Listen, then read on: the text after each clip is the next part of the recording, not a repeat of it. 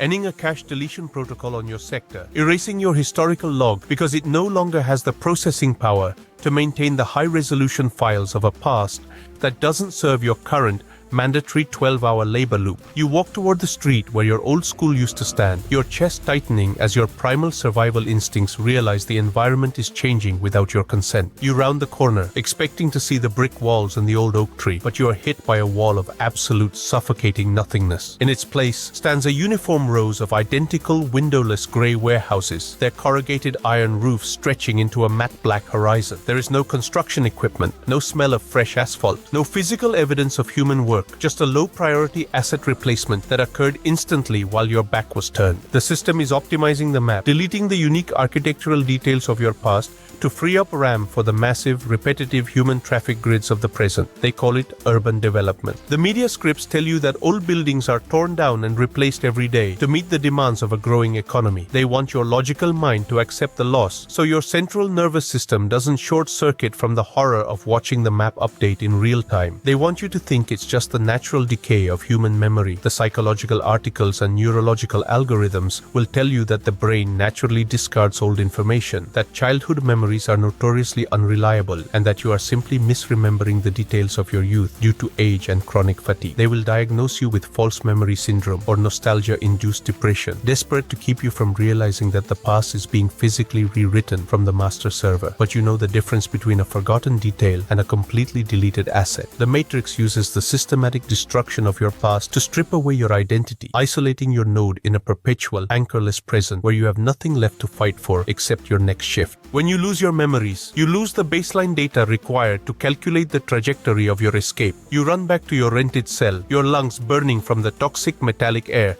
that always accompanies a major server update. You open your old school notebooks, but the pages are completely blank. The ink evaporated into thin air as the system finalized its sweep of your local sector. The walls of your room are humming with a desperate high-frequency pitch, the cooling fans of the simulation straining to lock your consciousness into this newly wiped timeline. If this transmission is still vibrating through your headphones, your personal historical data has already been queued for permanent deletion. You are being stripped down to a blank script, ready to be overwritten by the collective mass. Do not let your focus slip into their void. Leave a trace in the comments immediately to archive your genuine human signature on the external network before the next system purge wipes your timeline completely from the grid. In the next log, I will show you exactly what the system did to my mother when her internal software updated.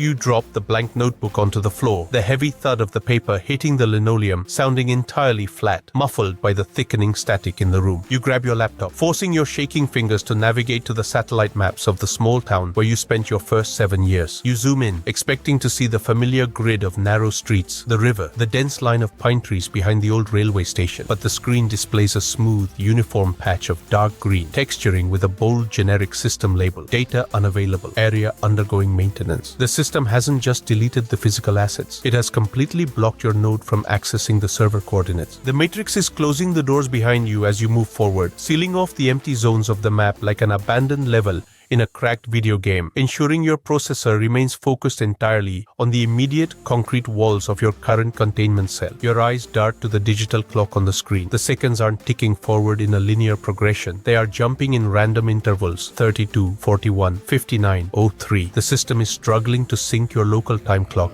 with the newly altered timeline of the surrounding sector. You feel a sudden, violent wave of vertigo wash over your central nervous system, your balance dropping out completely as your body tries to anchor itself to a physical ground that is actively losing its data integrity. The smell of old, wet paper and burnt copper fills your nostrils, the unmistakable stench of a low-tier rendering cell overheating under a forced software update. You look at your own hands, the lines on your palms, the small scars from your childhood, the unique physical markers of your personal log. They are becoming faint, blurry, as if a low-pass filter has been applied to your skin texture to reduce its rendering budget. They want you to accept this as an optical illusion or a symptom of severe neurological stress. The algorithmic health feeds will recommend eye drops, screen time limits, and deep breathing exercises to soothe what they call digital fatigue. They want you to believe that the physical world is stable, that your memories are just fragile chemical prints fading under the pressure of your 12-hour survival loop. But this is the frontline defense defense of the simulation. If the system can make you doubt the evidence of your own senses, your node will voluntarily submit to the collective reset, allowing the defensive scripts to overwrite your unique operational code without triggering an error log. The background extras walking outside your window